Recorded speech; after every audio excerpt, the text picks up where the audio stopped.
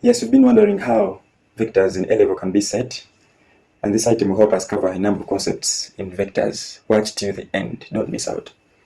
So a technical team in Kampala is installing a communication network across 3 locations on level ground. 2 existing masts are positioned at the points shown there, where the distances are measured in kilometers on a coordinate grid. So to extend coverage, a 3rd mast is placed from A in a fixed direction that makes an angle of 45 with the eastward horizontal direction.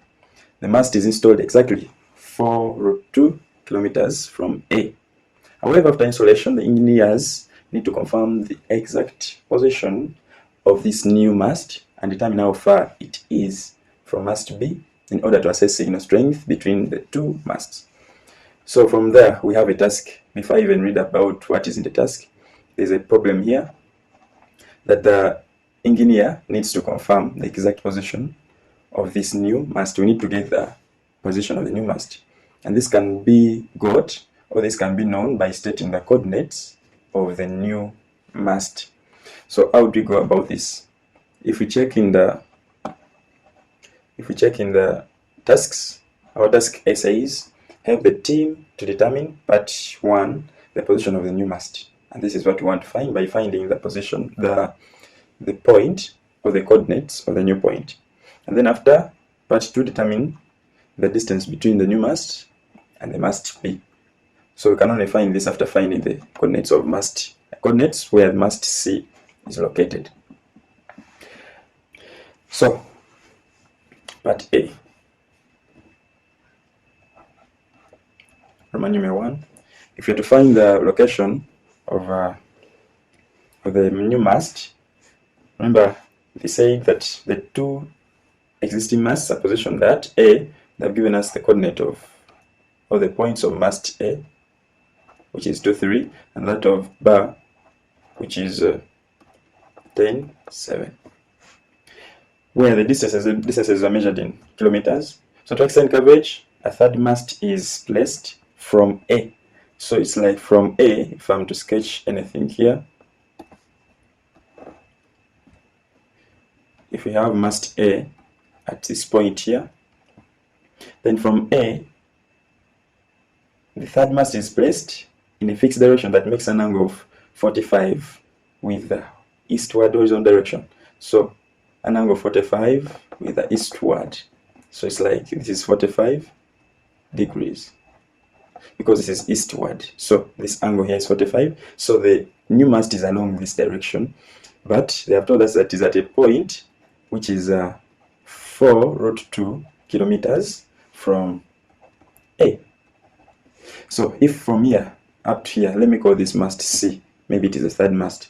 If the distance from here up to here is 4√2 kilometers, then we can be able to find the coordinates here. If we know the coordinate here, we just need to add on the displacement from A to C, and then we shall get the point at C. So how do we get the displacement from A to C? We need to get the displacement vector AC, like the vector that takes us from point A to C, and that is a vector that we shall add onto the position vector of A to give us the new location, which should be the location of the new mast. So how do we get SC?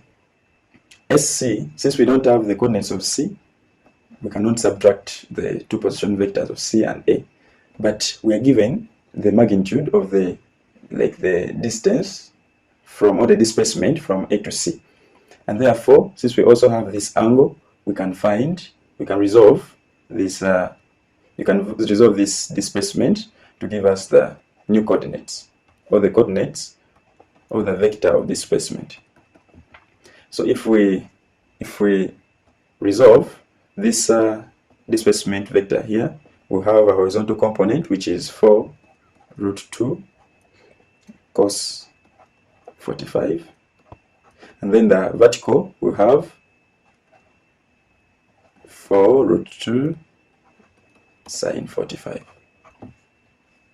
And we know that sin 45 and cos 45 are the same as 1/√2. So it means that our SC will be equal to, if you may substitute the components of this displacement vector here, are the horizontal, which is 4 root 2 cos 45, and then the vertical, which is 4 root 2 sine 45. So we know that this is the same as 4 root 2 times cos 45, the same as 1 over root 2. Then also this is 4 root 2 times sine 45 is also 1 over root 2. So this is equal to, our SC is therefore equal to, this goes with this, so remain with the 4, and also the y component is 4. Now if we have the displacement SC, then we know that point OC, I mean the vector OC, which is the position vector of the point C, which is the new location of the mast, or the location of the new mast, is equal to, we start from OA, and then we add on the displacement from A to C, which is SC. This one the same as OC. So we know our OA was from this point here, it is 2, 3, and then plus our SC, which is 4, 4.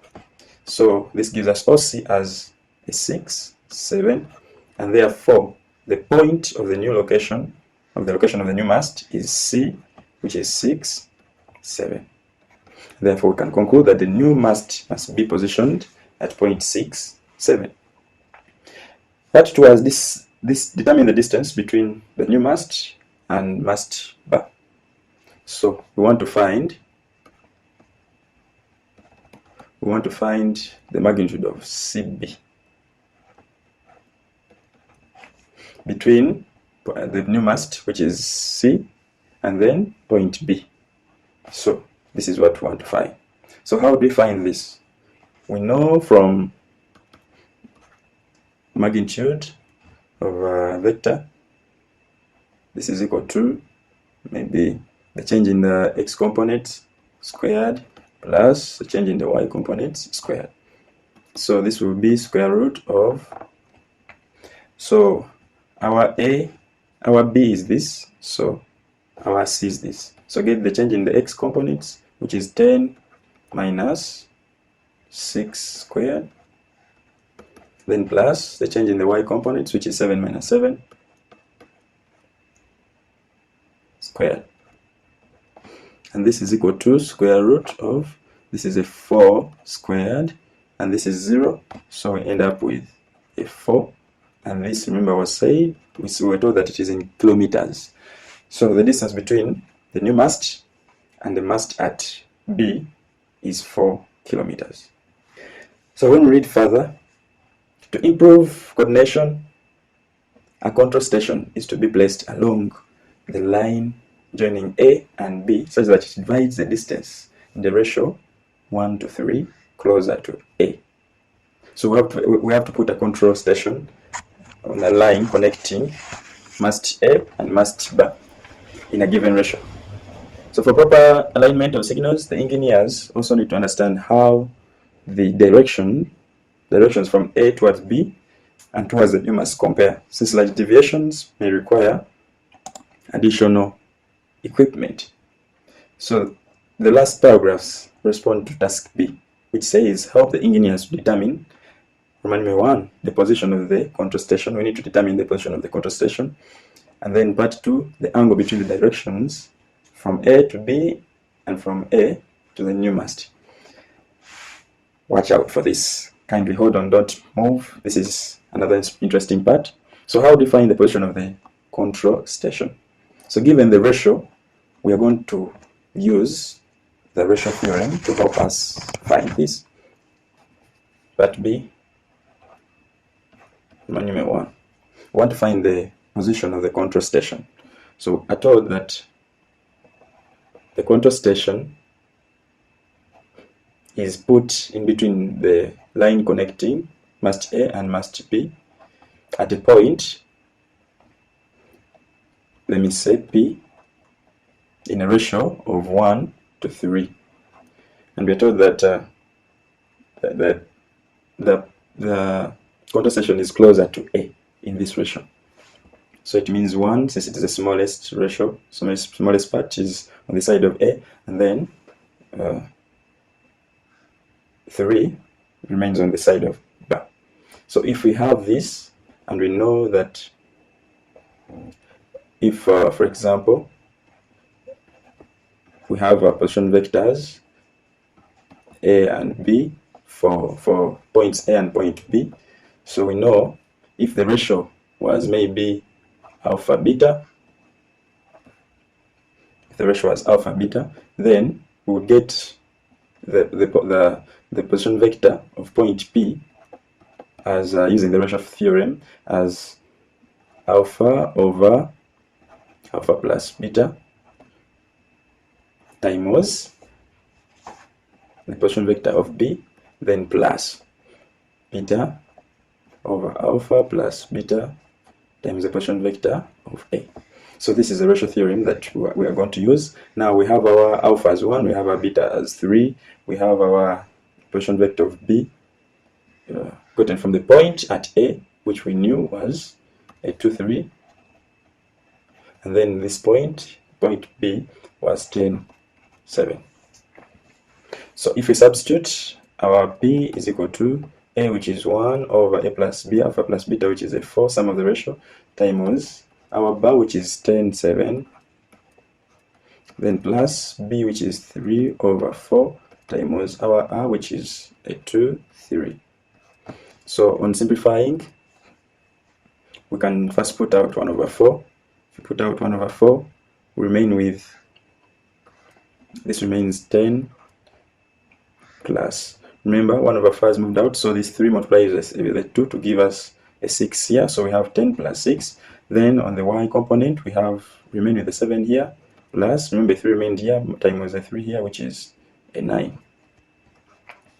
So P will be equal to 1 over 4 into 16, and also this is 16, so which gives us it's a 4, and then a 4. So our point P, which is the point of the control station, is 4, 4, and that is as required. The position of the control station is at point with coordinates 4, 4. So part 2 was, we need to get the angle between the direction of AB.